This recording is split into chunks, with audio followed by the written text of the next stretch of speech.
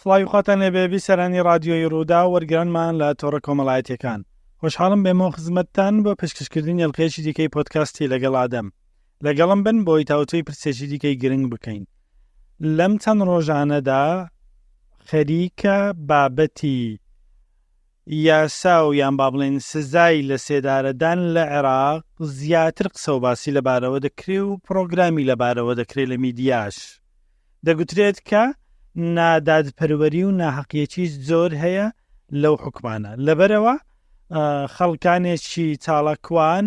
تۆڕێکیان دروست کردیە و کۆمەڵێک چاڵاکی دەمێکە خەریکن بۆ ئەوەی کە ئەم سزایە لە ئێستادا لە عێراق ڕابژیرێت. دەپرسی ناخۆ ئەم هەوڵانە بۆ چین؟ هەر بەڕاستی ناحەقی و نادادپەروەریەکی زۆر هەیە لەو بڕیارانەی سزادان بە لە سێدارەدان کە لە دادگاکانی عێراق و کوردستان دەرچوون. ئەم هەوڵانە تا کوێ دەبن؟ ئایا داواکان ڕاگررتنی سزای لە سێدارەدانە بە شێوەیەکی کاتی یان هەر ڕەتکردنەوەیەتی و گۆڕینەتی بە سزایەکی تر؟ ئەم بابەت و ئەم داوایانە لە ڕووی شەرعیشەوە گرنگە بزانین ئاخۆ ئیسلام چۆن مامەڵە لەگەڵ پرسی لە سێدارەدان دەکاتن و لە کاتێکدا کە گومان هەبی لەوەیکەوە ئەو سزایانە نادادپەروەریان تێدا هەیە، ئایا هەر سزایەکان جێبەجێ دەکرێن یان نا لە ڕووی شەرعیەوە. بۆ شرۆڤەکردنیان پرسە میوانداری ئەم بەڕێزانەمان کردووە. بەڕێز شوان سابیر سەرۆکی تۆڕی دادپەروەری بۆ زیندانیان لە عێراق بە سوپاسەوە میوانمە لە ستۆدیۆ بەخێربیمە. زۆر سپاس.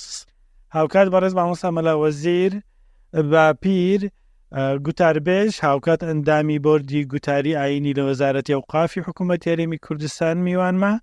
زۆر سپاس مامۆستا کە تۆ شتێکگەڵێمەی بەخێرژێ. لەسەری زنی تو مامۆستا مەلا وەزیر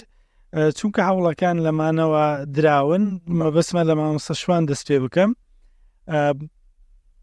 تۆڕەکەتان هەوڵەکەتان کەمپەینەکەتان کەم تا زۆر من ئاگاداری بەشێک لەو چاڵاشیانم دەمێکە خەریکن. چییە ئەو کەمپەینە؟ ئامانج لێی چییە؟ بەڵێ بەناوی خودای گەورە و میهرەبان زۆر سپاس بۆ ڕوژاندنی ئەو بابەتە لە میدیاکانی هەرێمی کوردستان بە تایبەتی کەناڵێکی وەکو ڕوودا و کە بیستەرێکی زۆری هەیە. ئینشاءالله ئێمە ئەوەی کە قەناعەتمان پێ هەیە ئەوە دەخەینە ڕوو بۆ ئەوەی بتوانین پاڵپشتێکی جەماوەری باشی تێدا بەدەست بینین بۆ ئەوەی عێراقی هاوشێوەی هەرێمی کوردستان هەندێک هەنگاو بنێ بۆ کەمکردنەوە ئەگەر نەڵێن بنبڕکردنیشی عەلا ئەقەل مەرحەلەی یەکەم کەمکردنەوە بێ. سەرەتادا بێ ئەمە ئیشارەت بە بنەما یاخود بنەڕەتی دروستبوونی بیرۆکەی ڕەتکردنەوەی سزای لە سێدارەدان بکەین. ئێمە دوای ئەوەی کە جۆرێک لە سەربەخۆی لە حکومڕانی ماوەرگردا هەرێمی کوردستان و حکوومەتی کوردی تەشکیل بوو، ئەو کاتە ئیتیحادات و نیقابات و منەظەمات و ئەوانە دروست بوو لە ڕێگەی ئەو منەظەماتانەوە احتکاکمان لەگە عالەمی خارجی دروست بوو. ئەو کاتە بیرۆکەی نیێشتنی سزای لە سێدارەدان یەکێک لەو بیرۆکانە بوو کە لە ئەوروپا و لە وڵاتانی غەربەوە وەرمانگرت. سەرەتا بن یەکێک بوو طبعاً لەوانەی کە مؤەیدی عقوبەی ئەدام و پێم وا بوو ئەوە چارەسەری کۆمەڵێک تاوانە یاخود بەرەنگاربوونەوەی کۆمەڵێک تاوانە کە دەکرێت بە سزای لە سێدارەدان بابرعال لەقەل بەڵانسی عەدالەتی تێدا هاوتا بکەینەوە. بەڵام پاشی ئەوەی کە چوومە نێو ئەو مەحفەلە و پاشی ئەوەی کە لەمە ڕیسالەی ماستەرەکەم ئەو بابەتەم هەڵبژارد کە سزای بالضبط بۆ خۆی وایە مستقبل عقوبة الإعدام بين القضاءين الجنائيين الدولي والوطني واتە ئایندەی سزای لە سێدارەدان لە نێوانی دوو قانوندا قەزای دەولی و قەزای وەتەنی. پاشی ئەوەی کە هێنام ئەو هۆکارانەی کە وڵاتان ڕەتی دەکەنەوە چیە، ئەو هۆکارانەی کە وڵاتان دەستی پێوە دەگرن چیە، ئەو وڵاتانەی کە ئامادەن سزاکە سوک بکەن یاخود حەسری کرد بە تاوانە ترسناکان، ئەوانە کە لێکم داوە گەیشتمە قەناعەتی ئەوەی کە دەبێ من یەکێک بم لەوانەی کە سزای لە سێدارەدان ڕەتکەمەوە لەبەر ئەو هۆکارە، لەبەر ئەو سەبەبە، لەبەر ئەو مبەرراتانەی کە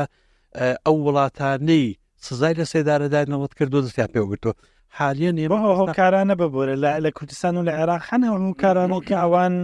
بۆ هۆی ئەوەی کەەوە ئەوان ڕەتی بکەنەوە تاوەکۆ توش هەمان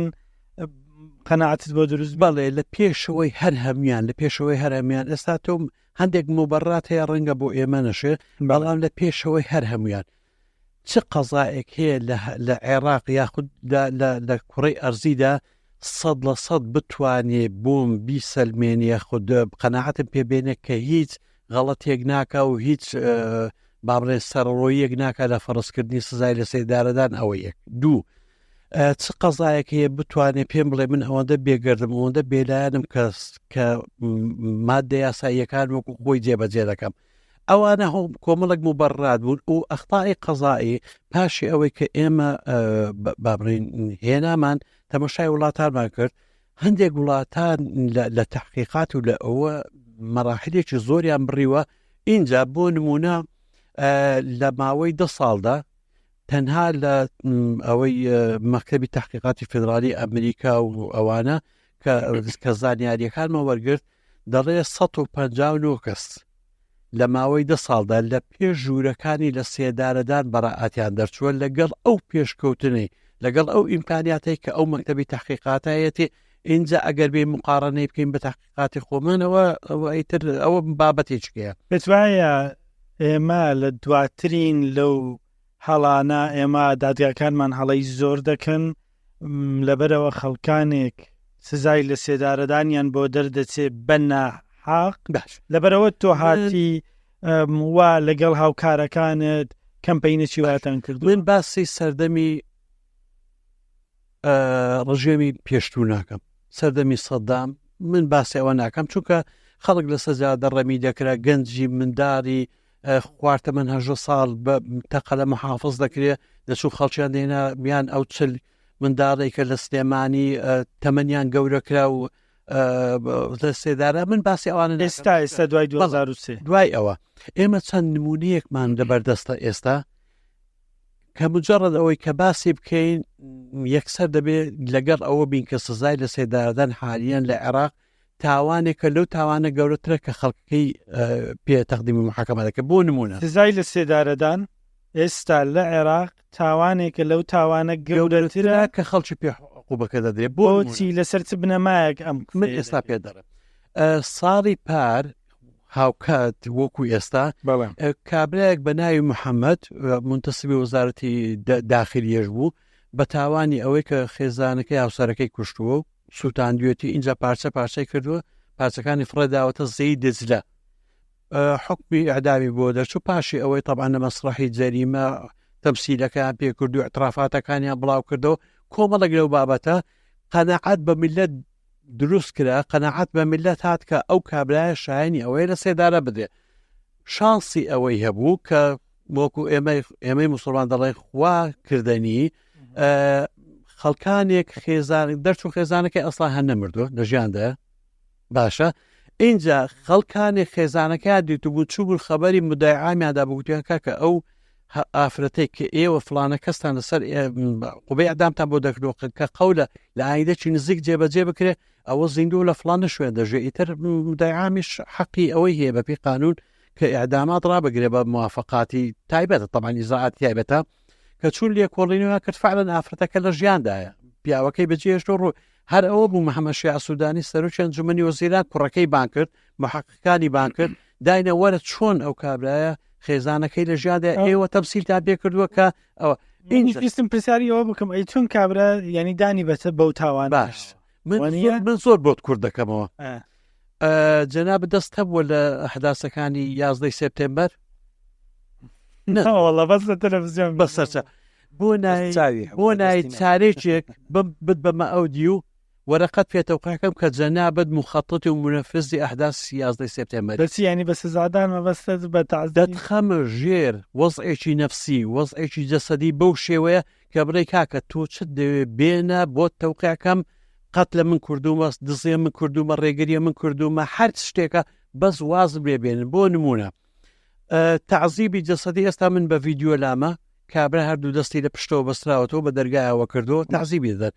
بە ڤیدیۆ لە لامە بە سەراو پێش بە هەڵیان واسیەوە بە کێبڵی دەدەن ئێستا لە زیندانەکانی عێراق باڵێ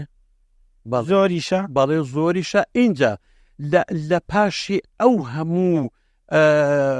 بابڕین ئەختا قەزایانەی کە ڕوو دەدا بۆ نمونە عورسە دجێرمان گوێرە بوو زۆر عورسە دجێر پاشی ئەوەی کۆمەڵی خەڵکی لەسەر ئەعدام کرا موختاری دجێل سەرۆکی لێژنەی مافی مرۆڤی ئەنجومەنی نوێنەرانی عراقی بینی لە بەستێکی مباشردا پێی گوت ئەو من بۆ خۆم شاهد عیانم کە جۆم لە قسەکانی بوتی أستاذ أنتم منين جبتوا عرصة الدجيل؟ أنا صار لي كذا سنة قام هاي المنطقة بحياتي ما سامع بهيك جريمة صايرة عندنا وأتى أو تاواني عرصة الدجيل ثاني شيء عرصة الدجيل شبو على أساس مجموعة سلابة والريقر بيشي موكبية شي زمان ياقرتوا أهم ياكشتون فريان داونة ناو دزلة بوككشان بردور لبيشي ملاي مزقوت فسادیان کردو اینجا مەمچیان بڕی و اینجا ئەویان کردو و کوشتیانە و فڕیان داوە ئەسڵان مختاری دەجێل گوتی ئەسڵان من مختارم لە منداڵی وەژگێرە لەدایک بووم هەرگوێ من لە تاوانی وانە بەوە لە کوێتانێنا ئەوانە و مۆزوعی ئەتوار باجاد مۆزوعی کوڕەکەی مەدحەت ئال مەحموود مۆزوعی ئەو باوکو کوڕێک کە 4 ساڵ بە حکمی ئەدامیان بۆ دەرچوو بوو لە دوای دەرچوو بەریئێن و کۆمەڵێک لەسەر ئاستی نیشتیمان لەسەر ئاستی عراق و لەسەر ئاستی هەرێمی کوردستان کۆمەڵێک ئەخطائی وا ئاشکرا بووە کە هانمان دەدا بەس هەڵا مامۆستا شوان ببوورە بەس هەڵا یان ململانەی تایفی نێوان شیعە و سوننەش بەشێکی گرنگ هەموویتەوەی ئەو مەسرح هەموو سزای لە سێدارەدان بۆ خەڵکی دەردێت هەمووی هەندێک کەس دەگیرێ تاوانی بۆ دروست دەکرێت هەندێک کەس دەگیرێ تاوانی ئیکەی دەخەنە مردی هەندێک کەس دروست دەکرێت بابڕێ هەندێک کەس دێنێتە پێشەوە کە هەموو بەڵگەکانی لە بەردەستە ئەو کەسە بە تاوانکار دەناسێ بەڵام لە ئەساسدا ئەوەی کە تاوانەکەی کردو هێندە زیرەک بووە بە شێوەیەک بەرنامەی ئەنجامدانی تاوانەکەی داڕشتووە کە هەموو بەڵگە و سەرنجەکان و ئاماژەکان بۆ ئەو بێ کە فڵانە کەس تاوانەکەی کردو لە حقیقەتیش داوانیە ئێمە نمونەی ئەخطای قەزاییمان زۆرە لەو خۆیان بەزیادەکە لە هەرێمی کوردستان لە 2008ەوە هەتا ئێستا تەنها 4 حاڵەتی ئیعدام جێبەجێکراوە بۆ نمونە بابن با ئەوشت پێ بڵێ وێشە لە حاڵەتی ئیعدامانەی کە لە هەرێمی کوردستان جێبەجێکرا بەداخەوە من لەگەڵ مامۆستا زیا پەترۆس کە سەرۆکی دەستەی مافەکانی مرۆڤ بوو لە هەرێمی کوردستان بۆ ماوەیەک پێشتر ئەوە ڕەنگە ئێستا گوێشی لێمان بێ ئەو کەسەی کە متهم بوو نەک متهم بوو چکە متهم وای گومانە لێیە ئەو کەسەی کە ئیدانە کرا بەوەی کە منداڵێکی 20 مانگەی ڕفاندووە و تەعەدا جنسی لێ کردو و کوشتێتی پارچە کردووە 5 ساڵ پێشەوەی ئەو تاوانە بکە لێژنەی پزیشکی دائیمی لە دهۆک 5 دکتۆر تەوقیعیان کردووە کە ئەو کابرای یوعانی من تەخەلف عەقلی شەدید چۆن ئەدام نەکرێت کاکەوە چۆن ئەدام دەکرێت من و ئەو زیا پەترۆس کاکزیا چوینە سەرۆکایەتی هەرێم گوتیان کاکە خۆتان هیلاک مەکەن هو وعد داوای ئەدام بکرێتەوە هەر ڕێگاوایە پێگوتین وعد دراوەکەی ئەدام بکرێت بۆ ئەوەی ئەو عەشیرەت و ئەو عەشیرەتە دەبێت ئەوەیان تەشەنە نەکە کاکە من خۆ قانون لەسەر ئەهوائی عەشائیر و ئەهوائی هەتا بۆ نمونە یعنی عیبێکی زۆر گەورەیە کە عەفو عام دەرەچێت دەڵێ ئەگەر خاوەنەوە لێ خۆش بوو بۆ مادەی قانونی ڕاوەستاوە لەسەر ڕەغەباتی من کە من بمەوێت جێبەجێ بکرێت من نەمەوێت جێبەجێ نەکرێت ئەوە لەکوێدا هەیە باشە مامۆستا شوان دێمەوە لای تۆ هەڵبەت بەڵام مەبەسمە بەگشتی مامۆستا مەلا وەزیر بەگشتی بزانین بەگشتی بەر لەوەی بینە سەر ئوردەکاریانی کە مامۆستا شوان گوتی بەگشتی ئیسلام باوەڕی بە لە سێدارەدان هەیە ئەو سزایە و کەی چێ بە پێی شەریعەتی ئیسلام شایستەی ئەوەیە لە سێدارە بدرێت. بسم الله الرحمن الرحیم الحمد لله والصلاة والسلام على رسول الله. دەست و چاوی کاکشوانی خۆش شتی خۆشی باس کردوڵە بەنسبەت ئیسلام پێش هاتنی ئیسلامیش و لە شریعەتەکانی دیکەشەوە قیساس هەبووە تۆڵەکردنەوە هەبووە و ئەگەر بڕۆیەوە دیوە مێژوویەکەی لە چل بەندەکەی حاموڕابی شەر هەبووە و پێداوەرە خوارێ لە قانونی مەسەلەن عوسمانی و مستعمرەی بەریتانی و قوانینی عێراقی و ئەوانە هەر هەمووی هەبووە لە دینی ئیسلام خوای تبارک و تعالی فەرمێ ولەکم فی القصاص حیاة یا ئولی الألباب لعلکم تتقون قصاص تۆڵەسەندنەوە هەر جورمێک کە کرا ئەگەر لە بەرامبەریدا کەسەکە غرامە نەکرا احتمالی هەیە ئەو حیات و ئەو ژیانەی کە خوا قەراری داوە بوونی هەبێ فەوزا دروستە بێ لە جێگەکەیدا. کەواتە خودی مثلەن قیساسەکە وجودی هەیە لە ئیسلام. بەڵێ هەیە، سزای لە سێدارەدان هەیە. بەڵێ هەیە، ئەبێ نەک لێرە عفونکە نەک لێرە نەک لە ئیسلام لە هەموو دینەکانە هەیە. تەواو لە ئیسلام مەبەستمە بزانم بۆچێ ئەو سزایە. بەڵێ ئەو سزایە بەخۆی لە قورئانە بە ڕاشکاوی باس کراوە لە بۆ قاتیل و لە بۆ قوتاعی توڕق. ئەو دوانە ئەوانەی کە کەسێکە کوشن باشە بە ئەنقەست چونکە ئەمە سێ جۆر کوشتنمان هەیە. کوشتنێکمان هەیە عەمدیە، ئەوە دیەی لە بۆ باس نەکراوە، دیەی لە بۆ باس نەکراوە لە قورئان، و اختیاری ئیعدام دراوەتە دەست وەلی بەڵێ دراوەتە دەست وەلی کوژراوەکە. ئایا لێی خۆش دەبێ یان دیەی وەردەگری یان ئەوە تا ڕازیە بەوەی کە بکوژرێتەوە. بۆ ئەوەی زۆرترین ئێمە مەبەستمانە عادەتەن زۆرترین زانیاری بدەینەوە وەرگران. کوشتنی عەمد لە فقهی ئیسلامیدا چۆن؟ کوشتنی عەمدی ئەوەیە ئێستا ئەمن بەرامبەر بە کەسێک ڕابوەستم و بەبێ ئەوەی کەسمی کوشتبی، بەبێ ئەوەی مەسەلەن بەنا حربێک لە بەرامبەرمان هەبوو بی و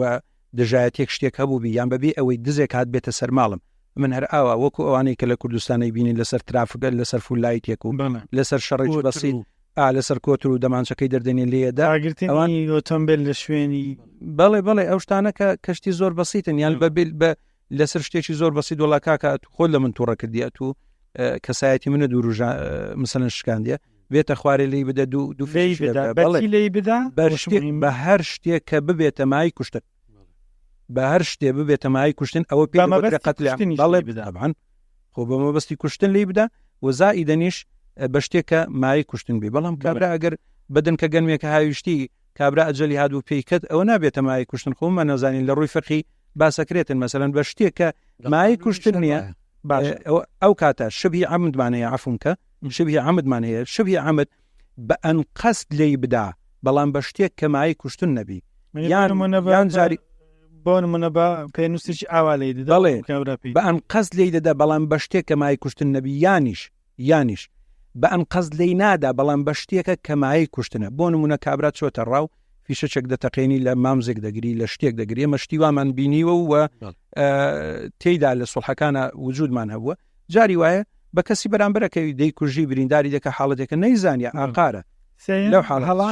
سێمیان ئەوەیە قەتلی خەتەئە. مەسەلەن بۆ نمونە دەعمە لە سارە هاژواتنیە کە کەسێ دێتە پێش شتێکە ئەوانە قەتلی خەتەئی پێدەگوترێ. هی یەکەم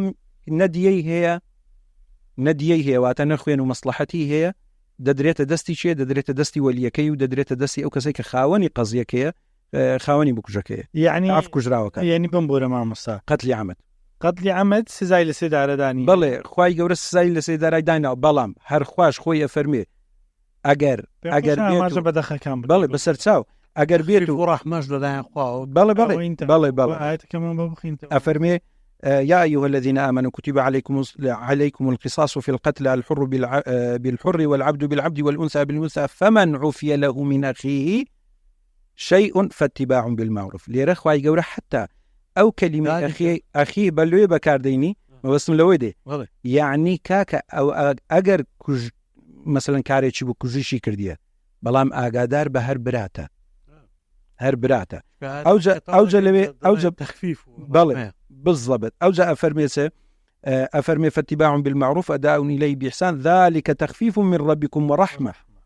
فمن اعتدى بعد ذلك فله عذاب أوجا أفرمي فله عذاب أليم أو اعتداء أو كاتيا كأقربيته لحدي خوي زياتر بروي بيش كسي كشتيلوت هي أقر عفوي ناكي بابو كجلتو إعدام كريت تنها خوي ناکرێ برای کەسی کاری کوڕەخاڵی ئامۆزای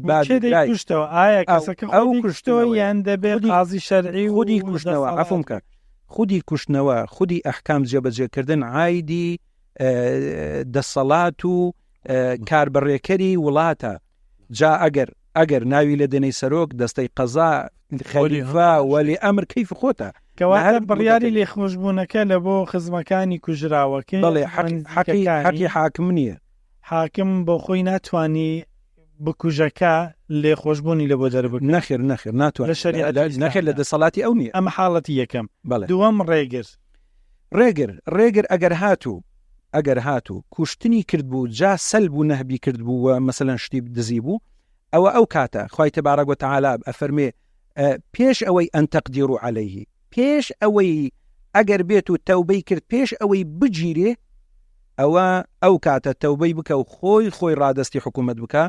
واجبە لەسەر حکوومەت و دەسەڵاتی ئیسلامی و غەیری ئیسلامیش بێ سڵحی هەموو ئەوانە بکاتن کە ئەو کردویەتی و خوێنی هەموو ئەوانش بدە، ئەگەر ما بوو ئەوە خۆی دەیدا، ئەگەر نەیما بوو ئەبێ ئەو بەڵێ. بەڵام ئەگەر گیرە وەکو ئەوانەی کە جاری وهەیە قاتلن لێرە لە کوردستانی خۆمان لێر شوێنیش کە ئەگیرێ دوایەوەی دەگیرێ دەرێ هیوادارم لێم خۆش بن و گردن ئەوە ناکرێ لە قانون دەڵێ متەلەبیز بەڵێ متەلەبیز بالجەریمە مەسەلەن ئەو شەواهید هەیە یان حاڵەت دوای ئەنجامدانی بەڵێ شاهد هەیە کامیرا هەیە مەسەلەن شت تاوان کارەت لەو حاڵەتە بە هیچ جۆرێک عەفو نییە و حکوومەتیش ناتوانێ عەفوی کە تەوبەش بکە تازە پاش گیران تەوبەش بکە، تەوبەکەی ئەو جورمانە ڕەش ناکاتەوە، ئەبێ حقوبەی خۆی وەرگری کە حقوبەی خۆی وەرگرت ئەوجەوە خۆی و قیامەتی خۆی. لەوەی یەکەم خزمی نزیکی کوژراوەکە بۆیان هەیە بەڵام قوتاحت توڕقە توجار وایە سوێنەکە دەکەن خاوەنی خۆی کوڕە باوکە برایە ئەمە باپیرەیان ئەوانە بەگوێرەی شخصیەکە دەسەڵات مەسەلەن بۆی نییە خەلیفە یان وەلی ئەگەر نییە عەفوی بکەن. گوتمان ئەگەر بێت و قبل ئەن تەقدیروا عەلەیه خوای گەورە ئەفەرمێ پێشی ئەوەی بگیرێن تەوبە بکە خۆی ڕادەستکە دروستە. بەڵام کاکی دکتۆرە عەفو مامۆستاش قسە بەڵێ یعنی عقوباتی ئەوەی کە پێ دەکوتە جەرائمی حەدی لە شەریعەت بەڵێ کە حەدی لە بۆ دانراوە لا يجوز الإسقاط أو الإبراء تغيير جنس أوانە چۆن هاتووە مەسەن کە دەڕێ السارق والسارقة فاقطعوا أيديهما تەواو دەبێت دەستی ببڕێ ئەوەی کە دەڵێ 100 جەلدە دەبێت 100 جەلدە قسە دەکەین مامۆستا شوان بەسمە ببوورە مامۆستا وەزیر بەسمە لە ڕووی یاساییەوە یاسا بەرکارەکانی هەرێمی کوردستان و عێراق لە چ کاتێک سزای لە سێدارەدان بەسەر تاوان کار یان تاوانبار دەسەپێن. ئێمە دیسان دەڕێمەوە دوو عەهد هەیە، عەهدێکیان پێش و عەهدێکیان پاش. عەهدی ڕابردوو یعنی مجرد ئیهانەکردن یەک سەید ڕئیس، ئیهانەکردنی سوورەت سەید ڕئیس ئیعدام بوو بەمعنای یعنی تۆ ڕسمێکی سەید ڕئیسە بەس بە خواری بەستیوتە بەخوا یان شوێنەکەی پیسە ئەوە عقوبەکەی دەگەیشتە ئیعدام. ئەوە دوای 2003 ئێمە قانون دوای بابڕی 92 جارێ لە خۆمان دەست بکەین بەڵێ لە ئی خۆمان قانونی بابڕین ئیقاف عەمەل چکۆ ئێمە پەرلەمانی کوردستان کە ئەو کاتە ناوی ئەنجومەنی نیشتیمانی بوو صلاحیاتی ئەلغای قوانینی نییە، صلاحیاتی ڕاگرتنی مەوادی قانونیە زیاتر لە دەیان حاڵاتی سزای لە سێدارەدانی ڕاگرت ئەوانی ئیهانی سوورەتی سەید ڕئیس دەکەن، ئەوانەی ئینتیما دەکەن لە بۆ حیزبیت کە غەیری حیزبی بەعەز ئەوانەی هەموو ڕاگردانە. بەڵام کۆمەڵێک لە دوای ئەوەشەوە اینجا نزیکەی 200 شتێک حاڵەتی ئیعدام ماوە پاشی ئەو هەموو ئیلغایە اینجا 200 شتێک یعنی بم بۆ ئێستا 200 شتێک بڵێ حاڵەتی ئیعدام 26 تەنها لە یەک مادەیە 26 حاڵەتی ئیعدام لە مادەی 406 یعنی چۆنە 26 تاوانەکان چیاگەر بە وەرگرانمە ناماژەوەی مادەکەس ئەو کوشتنە سەبقی ئیسراء و تەڕەسوودی تێدابی استخدام مفارقعاتی تێدابی مەسەر بە کوردیەکەی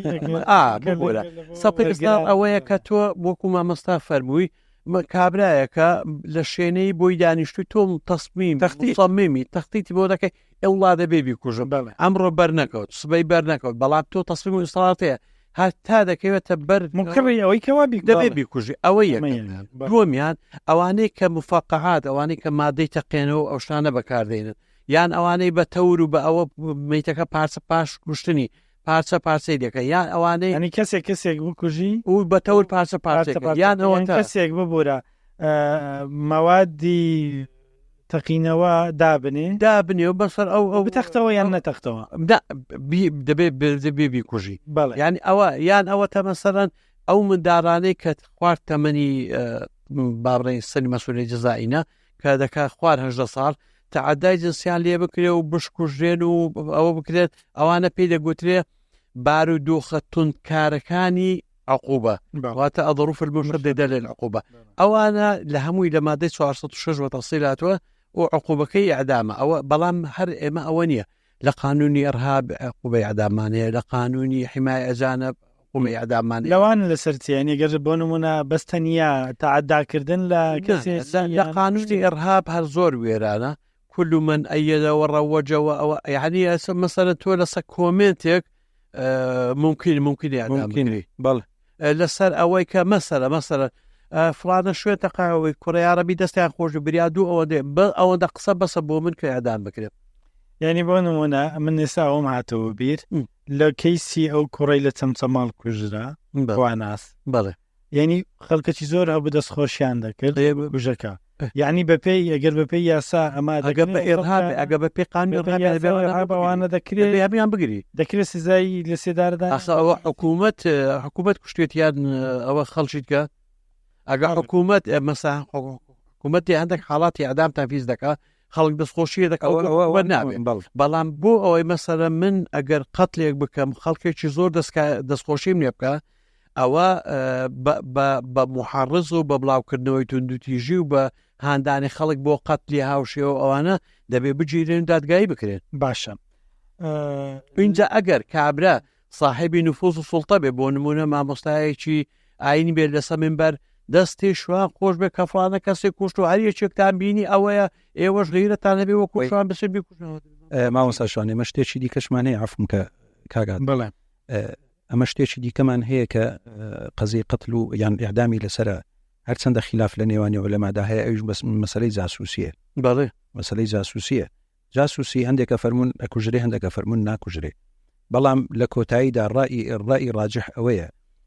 دەدرێتە دەست ئیمام ئەگەر ئیمام زانی جاسووسیەکەی زۆر گەورەی ئەکوژرێ ئەگەر زانی جاسووسیەکەی نەگواشتە جێ ناکوژرێ بەس یەک لە نمونانەی کە کاک دکتۆر مامۆستا شوان باسی کرد ئەو قەزەیە کە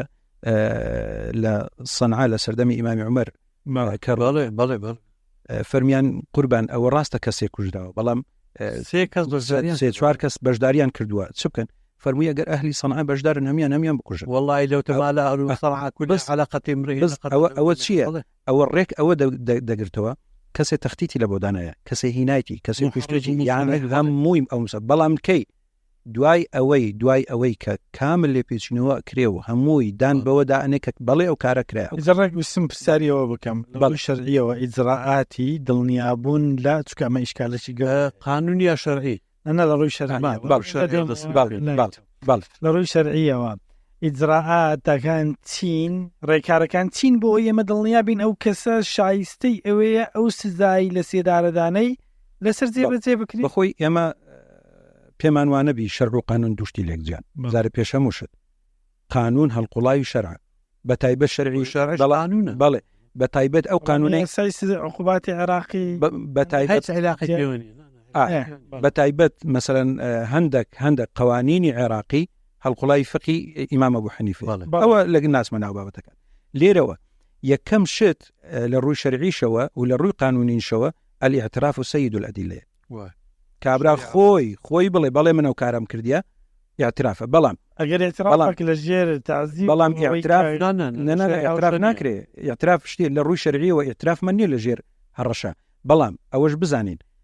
بە زمانی گوڵ کەس اعتراف ناکە سۆر بزانی عذاب دەکرێت بەڵام ئەوەش هەیە بە زمانی گوڵ کەس اعتراف ناکە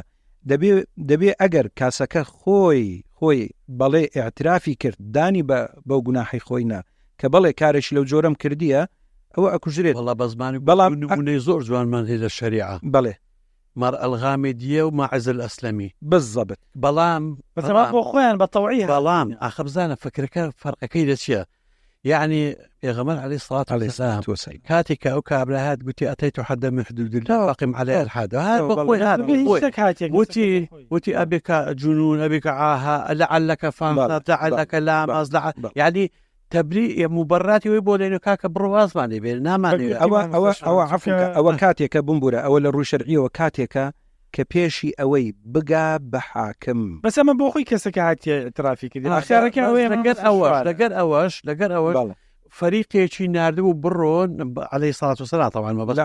باسی پێغەمبەر دەکەین عەلەیهی سەڵات وسەلام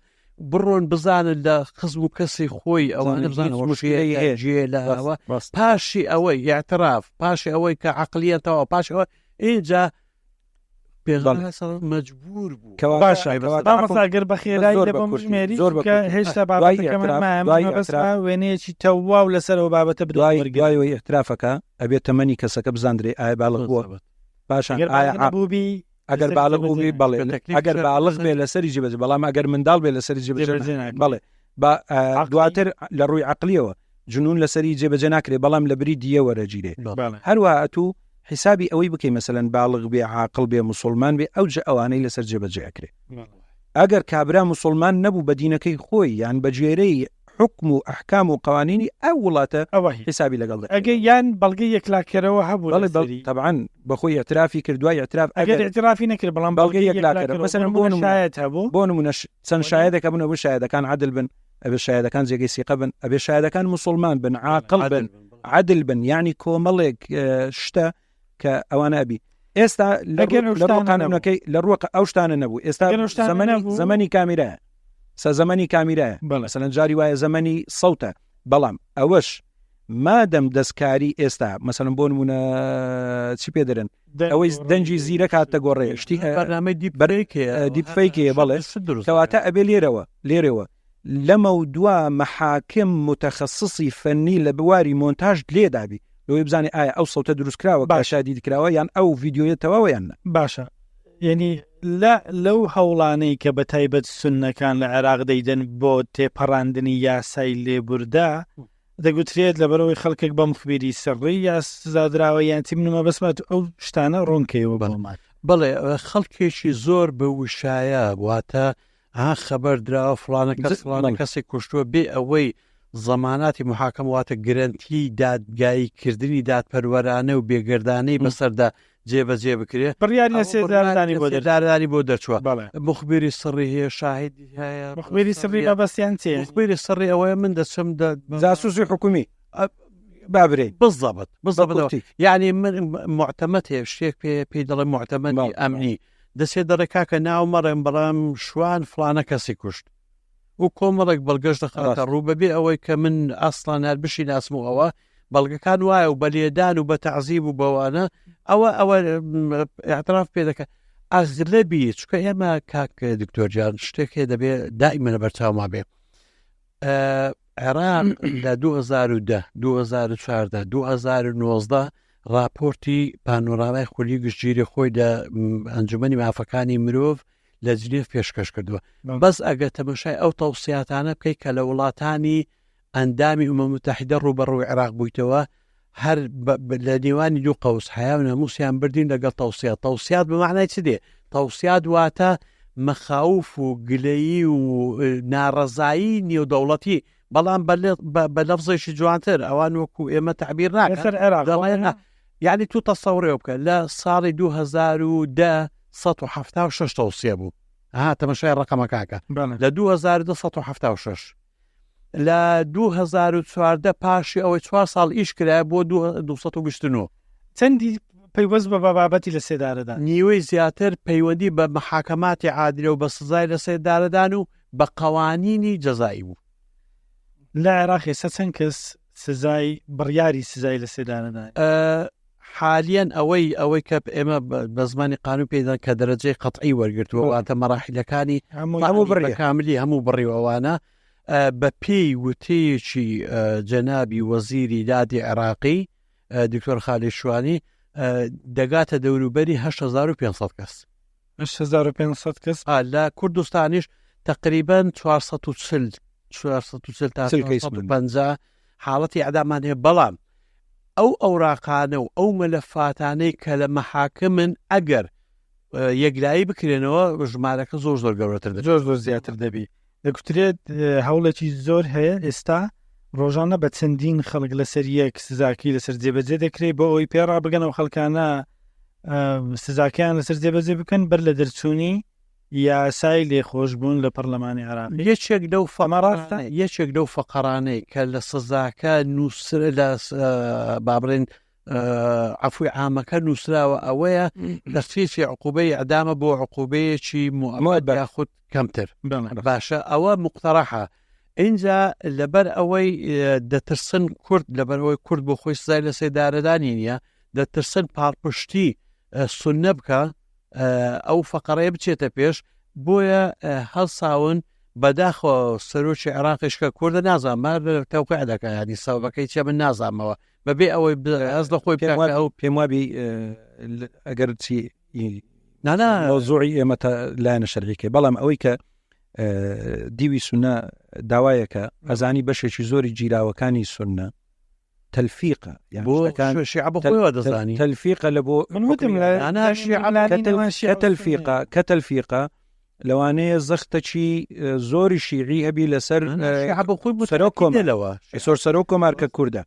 ینی لەسەر کۆمارکە ئێستا بە خێرایی ئەدامیانکەن زانیێکی ئەوە هەیە بەڵام ئەو معلە نییە مەسەرن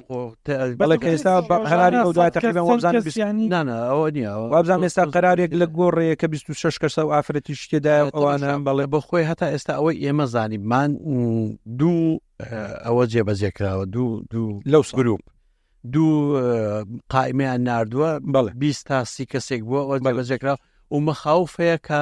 عددێکی زیاترەوە بە ئێمە بۆیە ئەو کەمپینەمان ڕاگەیان ئیعدامات بوەستێنن لەبەر ئەوەی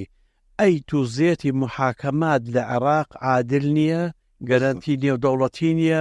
وای ئیلە ئاخری من ئێستا عیبارەتێک ڕەنگە مامۆستا کورتی بە کورتەکەی ئەوەیە ئێمە بۆ دژی لە سزای لە سێدارەدانی لەبەر ئەوەی ئەو زەمانەتەی کە داوا دەکرێت بۆ پاراستنی گیانی خەڵک لە محاکەماتی ئێمە نیە بۆی ئێمە داوای وەستاندنی ئەو نەگلت بەڵام ئەگەر ئەو زەماناتی شەرعی ئیسلامی داینەوە بۆ نمونە 4 شهود عدول ئەوە ببینای ئەوە ئەگەر ئەوە هەیە لە محاکەمی دادوەرەکانمان ئەگە بە لیستی حزبی تەعین نەکرابن ئەگە محاکمی ئێمە بە تەلیفۆن موافقەیە وەرنژیە بچکە من پێشتر وتم لە محکەمەی اتحادی کە باڵا دەستترین محکەمەیە من قەراری حکمم لەلایە لە 9 دادوەر تەنها 4 کەسیان تەوقیع کردووە 5ەکەی کە موافقەی بە تەلیفۆن وەرگیراوە کاکە چۆن دەبێت تۆ ژیانی خەڵک بنێ دەستدارگای لەو 8500 یعنی ژمارەیەکی زۆری تێدابی کە بە ناداد پەروەری ئەو سزایە ئێمە گومانمان لە ئەیت و زێتی محاکمی لە هەموو عێراقەیە لە ضمنیم هەرێمی کوردستانیش کە لە هەرێمی کوردستان لە هەرێمی کوردستانیش کە لە هەرێمی کوردستان عیبار دەکەتەوەکەم بابڕین گومانمان هەیە لە محاکمی عێراق و هەرێمی کوردستانیش کە گەرنتیەکانی دادگایکردنی دادپەروەرانەی تیادا بەرجستە ناکرێت بۆیە تەواوی ئەو ئەحکامانەی ئیعدام چ لە عێراق و چ لە هەرێمی کوردستانە ڕەتی دەکەینەوە و داوای ئەوەش دەکەین کە على الأقل بۆ مەرحەلەیەکی ئەوە جەرائیمەکان با الأشد خطورە بن بۆ ئەوی بێتە هەنگاوێک بۆ ئەوەی کە دوای ئەوە یەکجاری سزای لە سێدارەدانێڕی بەڵام عیبارەتەکەی کە ویستم بیڕێمەوەیە ئەو زەماناتەی کە شەرعی ئیسلامی دایناوە لە دادوەر لە محاکەمە لە تەحقیق بەر لەو زەماناتانە ئەوەی کە لەو ڕەوشی ئێمە تێداینە وا هەوڵی ئەوان دەیدەن بەڵێ تۆ وەکو کەسێکی شارەزا لە ئیسلام بەڵێ پاڵپشتی و داوای ئەوان دەکەی یان دژیەتی لەبەر دژی لەبەرەوەی ئەمە دژی ئیسلامە نا عفونکە دوو جەمسەرەیە ناتوانم دژی بم بە کولی و ناتانم لەگەڵیش بم بە کول چۆن لەبەرچی مەسەلەن بۆ نمونە ئەمە وەکو پرسیارێک لێکت گرت لەو 8500 چەندی حقیقەتە بێگومان حقیقەتی تێدا هەیە بێگومان خەڵکێکەیە بەبەر چاوی خەڵکەوە بەڵام ئەگەر سەتایەکی هەڵی تێدابی دەکاتەن بۆ خۆچکە پێغەمبەر ئەوەیە حەدیثێکی هەیە دەفەرمیە أدرك الحدود بالشبهات بس بظني أو إلى آخر أجر سطايشي أو بدك أجر سطاي أجر كان نزكين وسط ونيا يعني نزكي 1000 كسيك أمن لقلتم أمن دلهم زوتر باسم کرد گوتم بەشێکی زۆری ئەوەی کە سونەی ئێستا داوای دەکات دەزانی ئەندامی خۆی گیرایە وتەلفیقی ئیرهابی لە بۆ درایە و دەکوژرێ باشە تەلفیقی جاسوس گومانە بەستنی ئێمە هەڵپشتیان بکەین ئەوەیان ئەمن دەڵێم ئەگەر گومانێکی زۆر هەبوو بەڵێ گومانێکی زۆر هەبوو دەکرێ یان دادگایەکی دیکە یان تەمیز سەر بەخۆکرێ یان بە جۆرێشکە یان ئەگەر بەلانی کەم تەخفیف بکرێ باشترە لەوەی تەخفیف بکرێ باشترە لەوەی ڕاگیرێت چونکە لە ڕاگررتنیدا ئەو کاتە ڕێخۆش دەبین لە بۆ ئەوانەی کە نیەتیان کوشتنی خەڵکە بیکوژن دەرێ با بگیرم چی تێدا خۆ با بڕۆم بە ئەبدی بگیرم ینی یەزیەکان و خەڵکیش کە با بڵێن قوربانی دەستی داعشە دەڵێ هیچ سڕەوانیە کەسێکی داعشکەوە خەڵکی جینۆسایت کردیە ئێستامە بڵین بە زای سێدارەدا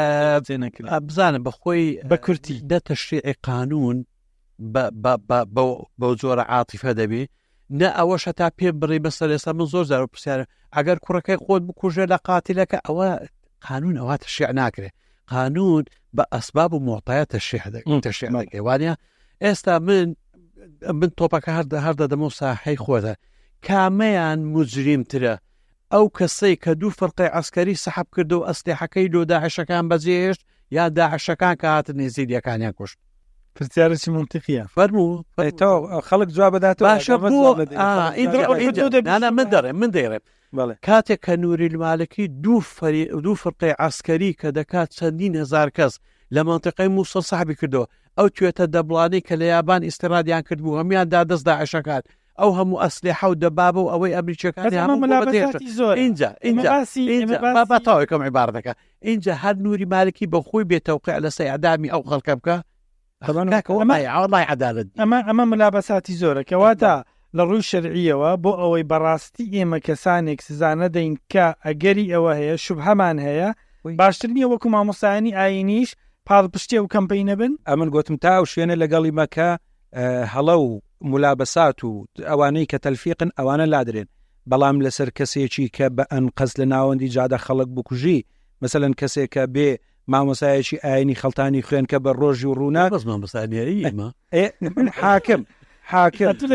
کاتە ئەگەر بە باشی بەچی بە وردی ڕێکارەکان هەمووی جێبەجێ بکری و کابرا حکمی هەدامی هەیە من پێم وایە بە کورد بە قەنەعەتی خۆم من پێم وایە تاوان نەشاتێکی فەردی نییە واتە چالەکێکی تاکە کەسی نیە بۆ نمونە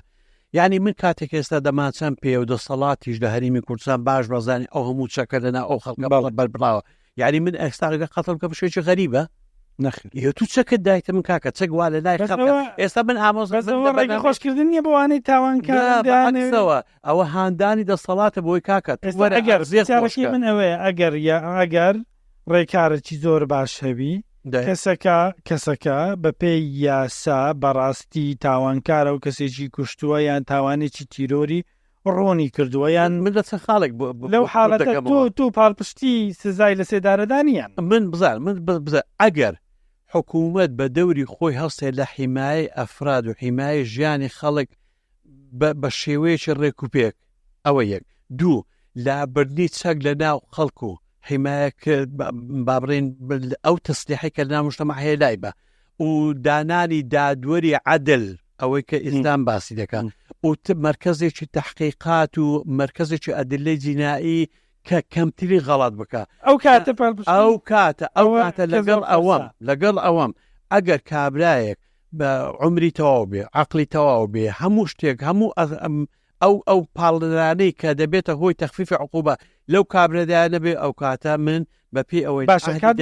تایبەت بە مافە مەدەنیسەکات بەس زۆر بە کورتی لەگەرەوەی کە مامۆستا شوان دەفەرمی بەڵام ئاگامان لێبی بەشێکی زۆری لە ویلایەتەکانی ویلایەتە یەکگرتووەکانی ئەمریکا لەگەڵ ئیعدامن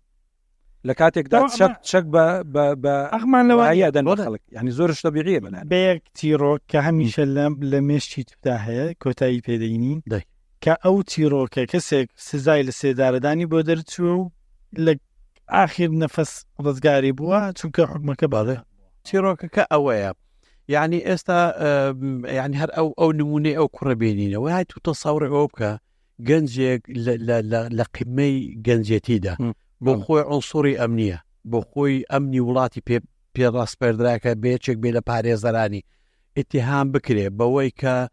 خێزانەکەی کوشۆ بەو شێوە دڕندانەیە وای کردەوە ئەوە دوایە بۆ هەموو خەڵکی عێراق و جیهان ئاشکرا بێت کە نەک خێزانەکەی نەکوشە ئەسڵەن لە ژیاندایە ئەوە تۆ چۆن